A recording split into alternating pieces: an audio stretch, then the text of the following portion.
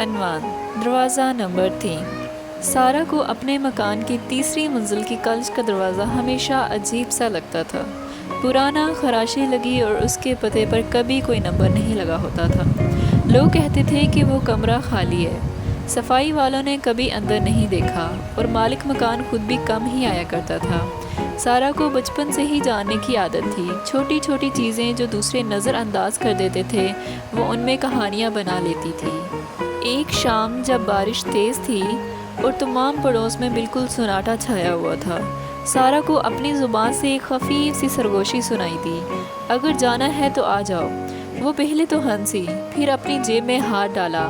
ماں کی بنائی ہوئی ایک چھوٹی سی ٹارچ اور ایک نوٹ تھا۔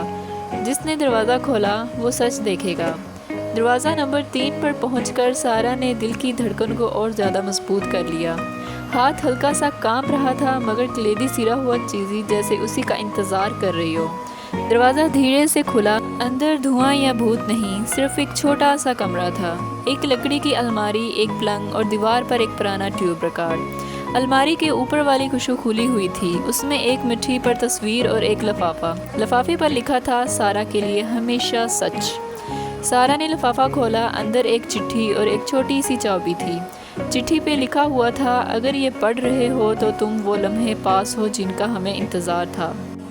چابی اسی ریکارڈر کی ہے۔ جب تم نے ریکارڈر چلایا تو تم سچ سنو گی، ماضی کا سچ، مگر سنبھل کر۔ دل میں ایک عجیب سا خوف اور تجسس ساتھ ساتھ اٹھا۔ سارہ نے چابی رکھی اور ریکارڈر آن کیا اور خاموشی ٹوٹی۔ ایک مرد کی آواز نرم مگر پکی تھی: سارہ، اگر تم یہ سچ سن رہی ہو تو سب تیرا مقدر ٹھیک کرنے کی کوشش کر رہے تھے۔ اس کے بعد آواز نے بتانا شروع کیا کہ یہ کمرہ کیسے استعمال ہوتا تھا۔ پچھلے مالک نے یہاں لوگوں کی یادیں اور ان کے راز اور ان کی سچی خواہشیں ریکارڈ کر کے بند کر دی تھی، تاکہ جب کبھی کوئی سچا دل آئے تو وہ سچ سن لے اور فیصلہ کر لے کہ کیا کرنا ہے۔ ریکارڈر نے پھر سارہ کے بچپن کے ایک واقعے کا ذکر کیا۔ وہ دن جب اس کے باپ نے اچانک شہر چھوڑ دیا تھا اور ماں نے کبھی وجہ نہ بتائی۔ ریکارڈر نے بتایا کہ باپ نے حقیقتاً ایک بڑا قرض لے لیا تھا، مگر اس کے ساتھ ایک اور راز بھی تھا۔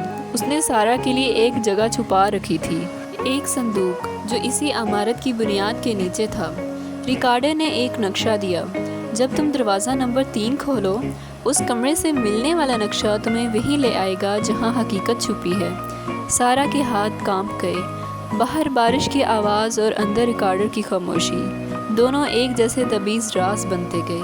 اس نے تصویروں میں سے ایک تصویر اٹھائی، وہی باپ ایک بڑی گھڑی تھامے اور گھڑی کے پیچھے عمارت کا پتہ۔ ایک ہارمونیم جیسی ٹون نے کمرے میں گھوم کر پھر پیچھے جانے کی آواز دی۔ ریکارڈر نے آخر میں کہا: تم فیصلہ کر لو سارہ، سچ جان کر آزاد ہونا آسان نہیں۔ سارہ نے نقشہ لپیٹا اور باہر قدم بڑھائے۔ دروازہ بند کرتے ہوئے اس نے پلٹ کر دیکھا۔ الماری کے اندر ایک اور پوشیدہ دراز تھا جو پہلے نظر نہیں آیا تھا۔ اس میں ایک پرانا رسالہ تھا جس کے اندر سفید غلاف پر ایک جملہ لکھا تھا: جو تم ڈھونڈو گی وہ تمہیں بدل دے گا، مگر پہلے تمہیں سمجھنا پڑے گا کہ تم کون ہو۔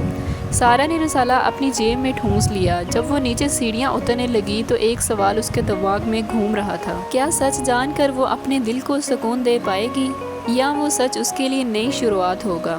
باہر کی بارش تیز تھی اور سارہ کے قدم سخت مگر پر امید تھے۔ دروازہ نمبر 3 نے پیچھے خاموشی سے بند ہو کر کہیں دور ایک راز کو چھوڑ دیا، اور شہر کے اندھیرے میں ایک نئی کہانی کی پہلی روئی آنکھ کھول رہی تھی۔ ختم شد، شاید مگر سچا راز اس وقت سامنے آئے گا جب سارہ وہ صندوق کھولے گی۔ تو یہاں پہ کہانی کا اختتام ہوتا ہے۔ اگر آپ کو ویڈیو پسند آئی ہے تو ویڈیو کو لائک کیجیے گا، چینل کو سبسکرائب کیجیے گا اور بیل آئیکن کو دبانا مت بھولیے گا۔ اللہ حافظ۔